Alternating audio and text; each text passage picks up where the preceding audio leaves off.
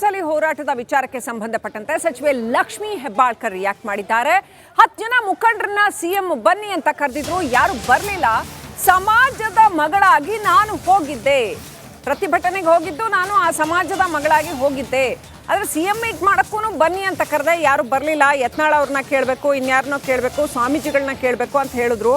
Phone ಮಾಡಿದ್ರು ಕೂಡ ಯಾರು ಕೂಡ ಸಿಎಂ ಭೇಟಿಗೆ ಬರಲಿಲ್ಲ ಅಂತ ಸದನದಲ್ಲಿ ಸಚಿವೆ ಲಕ್ಷ್ಮೀ ಹೆಬ್ಬಾಳ್ಕರ್ ಸ್ಪಷ್ಟನೆ ಕೊಟ್ಟಿದ್ದಾರೆ. ಅಣ್ಣನವರು ಹೇಳಿದ್ರು, ಅಣ್ಣ ನಾನೇ ನಿಮಗೆ ಫೋನ್ ಮಾಡಿದೆ, ಮುಖ್ಯಮಂತ್ರಿಗಳು ನಂಗೆ ಫೋನ್ ಮಾಡಿ ಹೇಳಾರ 10 ಮಂದಿನ ಕರೆಯಕತ್ತಾರನ್ನ ಕರೀರಿ ಅಂದಿದ್ದಕ್ಕೆ ನೀವೇನು ಹೇಳಿದ್ರಿ? ಬೆಲ್ಲದವ್ರಿಗೆ ಫೋನ್ ಹಚ್ತಾ ಇದ್ದೀನಿ, ಯತ್ನಾಳ್ ಅವ್ರಿಗೆ ಫೋನ್ ಹಚ್ತಾ ಇದ್ದೀನಿ, ಸಿಗ್ತಾ ಇಲ್ಲ ಅಂತ ಹೇಳಿದ್ರಿ. 2 ಸತಿ ನಿಮ್ಗೆ ಹೇಳಿದ್ರಿ.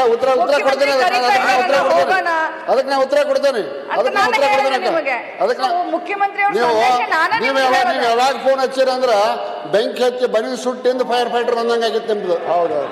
ಇನ್ನೊಂದು ಸಿ ಪಾಟೀಲ್ ಅಣ್ಣನವರು ಹೇಳಿದ್ರು, ಅಣ್ಣ ನಾನೇ ನಿಮಗೆ ಫೋನ್ ಮಾಡಿದೆ, ಮುಖ್ಯಮಂತ್ರಿಗಳು ನಂಗೆ ಫೋನ್ ಮಾಡಿ ಹೇಳಾರ 10 ಮಂದಿನ ಕರೆಯಕತ್ತಾರನ್ನ ಕರೀರಿ ಅಂದಿದ್ದಕ್ಕೆ ನೀವೇನು ಹೇಳಿದ್ರಿ? ಬೆಲ್ಲದವ್ರಿಗೆ ಫೋನ್ ಹಚ್ತಾ ಇದ್ದೀನಿ, ಯತ್ನಾಳ್ ಅವ್ರಿಗೆ ಫೋನ್ ಹಚ್ತಾ ಇದ್ದೀನಿ, ಸಿಗ್ತಾ ಇಲ್ಲ ಅಂತ ಹೇಳಿದ್ರಿ. 2 ಸತಿ ನಿಮ್ಗೆ ಹೇಳಿದ್ರಿ.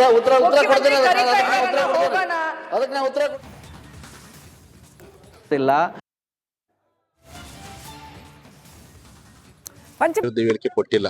ಸಂವಿಧಾನ ಪರವಾಗಿದ್ದೇವೆ, ನಮ್ಮ ಪ್ರತಿಯೊಂದು ಹೋರಾಟವು ಸಂವಿಧಾನ ಪರವಾಗಿನೇ ಇದಾವೆ. ಸಂವಿಧಾನವನ್ನು ನೀವೊಬ್ಬರೇ ಓದ್ಕೊಂಡಿಲ್ಲ, ಅಂಬೇಡ್ಕರ್ ನಿಮ್ಮೊಬ್ಬರು ಸೊತ್ತಲ್ಲ, ಇಡೀ 140 ಕೋಟಿ ಭಾರತೀಯರ ಸ್ವತ್ತು, 140 ಕೋಟಿ ಜನರ ಸ್ವತ್ತು.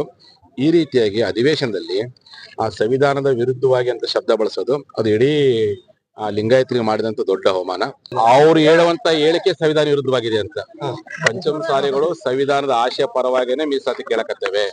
ಸಂವಿಧಾನದ 15 ಮತ್ತು 16ರ ಪರಿಚ್ಛೇದ ಅಡಿಯಲ್ಲಿ ಮೀಸಲಾತಿ ಕೇಳಕತ್ತೇವೆ.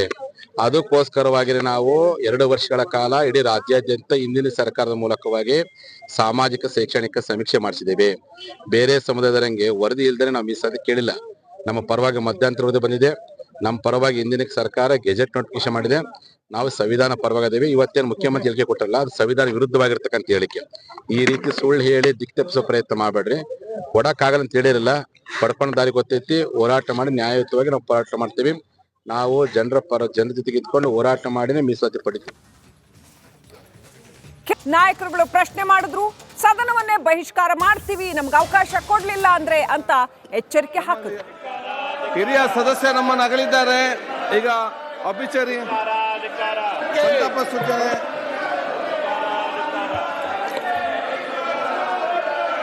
ಸನ್ಮಾನ್ಯ ಅಧ್ಯಕ್ಷರೇ, ಹಿರಿಯ ಸದಸ್ಯ ತೀರಿ ಹೋಗಿದ್ದಾರೆ. ಸಂತಾಪ ಸೂಚನೆ. ಹಿರಿಯ ಸದಸ್ಯ ತೀರಿ ಆಯ್ತು. ಹಿರಿಯ ಸದಸ್ಯರು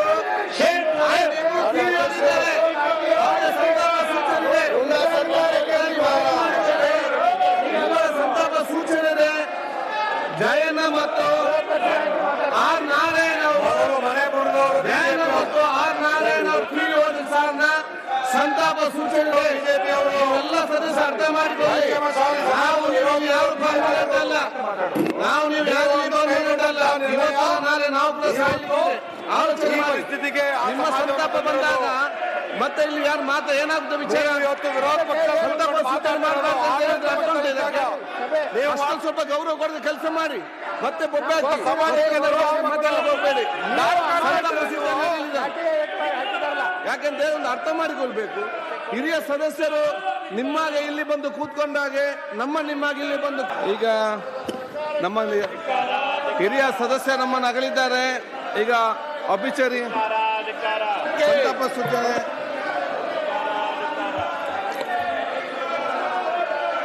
ಸನ್ಮಾನ್ಯ ಅಧ್ಯಕ್ಷರೇ,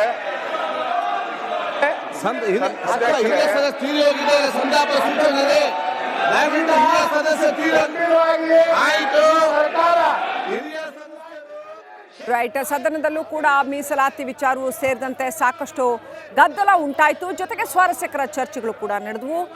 ಮೀಸಲಾತಿ ವಿಚಾರಕ್ಕೆ ಸಂಬಂಧಪಟ್ಟಂತೆ ಒಂದು ಕಡೆ ಸಿಎಂ ಸಿದ್ದರಾಮಯ್ಯ ಸ್ಪಷ್ಟವಾಗಿ ಇದು ಸಾಧ್ಯ ಇಲ್ಲ ಕಾನೂನಿನ ಪ್ರಕಾರ ಅಂತ ಹೇಳ್ತಾ ಇದ್ದ ಹಾಗೇನೆ ಮತ್ತೊಂದು ಕಡೆ ವಿಪಕ್ಷಗಳ ನಾಯಕರು ಭರ್ಜರಿ ಗದ್ದಲ ಎಬ್ಸಿದ್ರು. ಅಷ್ಟೆಲ್ಲ ಮೀಸಲಾತಿ ಹೋರಾಟದಲ್ಲಿ ಅವತ್ತು ನಿನ್ನೆ ಪೆಟ್ಟು ತಿಂದು ಏನು ICUಗೆ ಸೇರಿದ್ರು ಆ ವಿಚಾರವಾಗಿ ಕೂಡ ಬಿಜೆಪಿ ನಾಯಕರು ಸಾಕಷ್ಟು ಸರ್ಕಾರವನ್ನ ತರಾಟೆಗೆ ತಗೊಂಡ್ರು. ಯಾಕೆ ಹೀಗೆಲ್ಲ ಈ ವಿಚಾರವನ್ನ ಸರ್ಕಾರ ಸರಿಯಾಗಿ ನಿಭಾಯಿಸ್ತಿಲ್ಲ ಅನ್ನುವಂಥ ತೀವ್ರ ಅಸಮಾಧಾನವನ್ನ ವಿಪಕ್ಷ ನಾಯಕರುಗಳು ಸರ್ಕಾರದ ವಿರುದ್ಧ ವ್ಯಕ್ತಪಡಿಸಿದ್ರು. ಅದು ಏನ್ ಹೇಳ್ತೀರಿ? ಈಗ ಅವಶ್ಯಕತೆ ಇತ್ತಾ ಇದೆಲ್ಲ? ನೋಡಿ, ಈಗ ನಾನು ಹೇಳೋದು, ಪೊಲೀಸ್ ಅಧಿಕಾರಿಗಳ ಯಾರವ್ರಿಗೆ ಸೂಚನೆ ಕೊಟ್ಟವರು ಲಾಠಿ ಚಾರ್ಜ್ ಮಾಡಬೇಕು ಅಂದ್ರೆ ಅಟ್ಲೀಸ್ಟ್ ಬಹಳ ಯೋಚನೆ ಮಾಡಬೇಕಾಗಿತ್ತು ಪೊಲೀಸರು.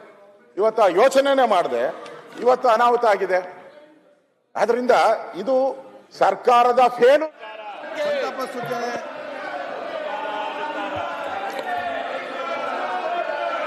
ಸನ್ಮಾನ್ಯ ಅಧ್ಯಕ್ಷರೇ,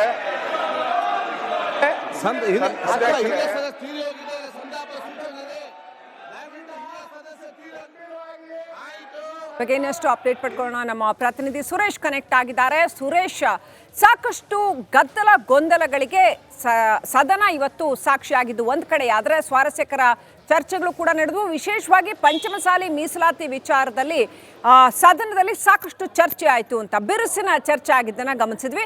ಏನೆಲ್ಲ ನಡೀತು ಸುರೇಶ್?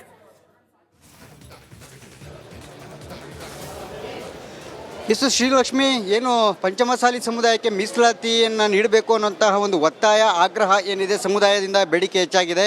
ಇದು ಕುರಿತಂತೆ ಕಳೆದ 2-3 ದಿನಗಳಿಂದ ಕೂಡ ಅಧಿವೇಶನದ ಮೇಲೆ ದೊಡ್ಡ ಮಟ್ಟದ ಪರಿಣಾಮಗಳು ಬೀರ್ತಾ ಇರ್ತಕ್ಕಂಥದ್ದು. ಒಂದು ಕಡೆ ಶ್ರೀಗಳು, ಬಸವಜಯ ಮೃತ್ಯುಂಜಯ ಶ್ರೀಗಳು ಯಾವುದೇ ಕಾರಣಕ್ಕೂ ಕೂಡ ನಾವು ಹಿಂದೆ ಸರಿಯೋ ಮಾತೇ ಇಲ್ಲ, ನಾವು ಮೀಸಲಾತಿನ ಪಡೆದೇ ತಿರ್ತೇವೆ ಅಂತಕ್ಕಂತಹ ಒಂದು ಮಾತನ್ನು ಹೇಳಿದರು.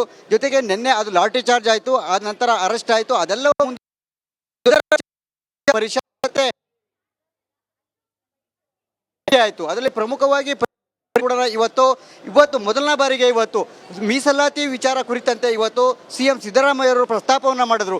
ಶೂನ್ಯ ವೇಳೆಯಲ್ಲಿ ಪ್ರಸ್ತಾಪ ಮಾಡಿದಂಥ ಸಿದ್ದರಾಮಯ್ಯನವರು ಆ ಒಂದು ಮಾತನ್ನು ಹೇಳ್ತಾರೆ, ಏನು ಪಂಚಮಸಾಲಿ ಸಮುದಾಯದವರು ಇಟ್ಟಿರ್ತಕ್ಕಂಥ ಬೇಡಿಕೆ, ಇಟ್ಟಿರುವಂಥ ಒತ್ತಾಯ ಏನಿದೆ ಅದು ಸಂವಿಧಾನ ಬಾಹಿರವಾಗಿದೆ. ಸೊ ಹೀಗಾಗಿ ನಾವು ಸಂವಿಧಾನ ಏನು ಆರ್ಟಿಕಲ್ 340 ಪ್ರಕಾರ ಮೀಸಲಾತಿಯನ್ನು ಕೊಡೋದಕ್ಕೆ ಬರೋದಿಲ್ಲ ಅಂತಕ್ಕಂಥ ಸ್ಪಷ್ಟವಾದ ಮಾತನ್ನು ಪರಿಷತ್ನಲ್ಲಿ ಇವತ್ತು ಸಿದ್ದರಾಮಯ್ಯನವರು ಸ್ಪಷ್ಟಪಡಿಸಿರ್ತಕ್ಕಂಥದ್ದು. ಅದಾದ ನಂತರ ಸಿದ್ದರಾಮಯ್ಯವರ ಮಾತಿಗೆ ಕೇಳಿರ್ತಕ್ಕಂತಹ ಬಸವಜಯ ಮೃತ್ಯುಂಜಯ ಸ್ವಾಮಿಗಳು ಕೂಡ ಒಂದು ಹೇಳಿಕೆಯನ್ನು ಕೊಡ್ತಾರೆ. ಸಿದ್ದರಾಮಯ್ಯ ಅವರ ಹೇಳಿಕೆ ಸಂವಿಧಾನ ವಿರುದ್ಧವಾಗಿದೆ ಹೊರತು ನಮ್ಮ ಬೇಡಿಕೆ, ನಮ್ಮ ಒತ್ತಾಯ ಏನಿದೆ ಅದು ಖಂಡಿತವಾಗಲೂ ಕೂಡ ಸಂವಿಧಾನ ವಿರೋಧಿ ಅಲ್ಲ ಅಂತಕ್ಕಂಥ ಮಾತನ್ನು ಹೇಳಿರ್ತಕ್ಕಂಥದ್ದು. ಜೊತೆಗೆ ಅವರು ಒಂದು ಮಾತನ್ನು ಹೇಳಿದ್ದಾರೆ, ನಾವು ಮೀಸಲಾತಿಯನ್ನು ಪಡೆದ ಆದರೆ ರೈಟ್, ಸಂಪರ್ಕ ಕಟ್ಟಾಗಿದೆ. ಥ್ಯಾಂಕ್ ಯು ಸುರೇಶ್ ಡೀಟೇಲ್ಸ್ಗಾಗಿ. ಒಟ್ಟಿನಲ್ಲಿ ಇವತ್ತು ಸದನ ಸಾಕಷ್ಟು ಗದ್ದಲ ಗೊಂದಲಕ್ಕೆ ಸಾಕ್ಷಿ ಆಯಿತು. ಪ್ರತಿಪಕ್ಷ ಹಾಗೂ ಆಡಳಿತ ಪಕ್ಷದ ನಾಯಕರ ನಡುವೆ ಪಂಚಮಸಾಲಿ ಮೀಸಲಾತಿ ವಿಚಾರಕ್ಕೆ ಸಂಬಂಧಪಟ್ಟಂತೆ ವಾಗ್ ಸಮರ ನಡೆದಿದ್ದನ್ನು ಗಮನಿಸಬಹುದು. ಜೊತೆಗೆ ತಮಗೆ ಮಾತಾಡೋಕ್ಕೆ ಅವಕಾಶ ಬೇಕು ಅಂತ ಬಿಜೆಪಿ ನಾಯಕರು ಕೆಂಡಾಮಂಡಲರಾಗಿದ್ದರು. ಸ್ಪೀಕರ್ ಏಕಪಕ್ಷವಾಗಿ ನಿರ್ಧಾರ ತಗೊಳ್ತಾ ಇದ್ದಾರೆ, ನಮಗೆ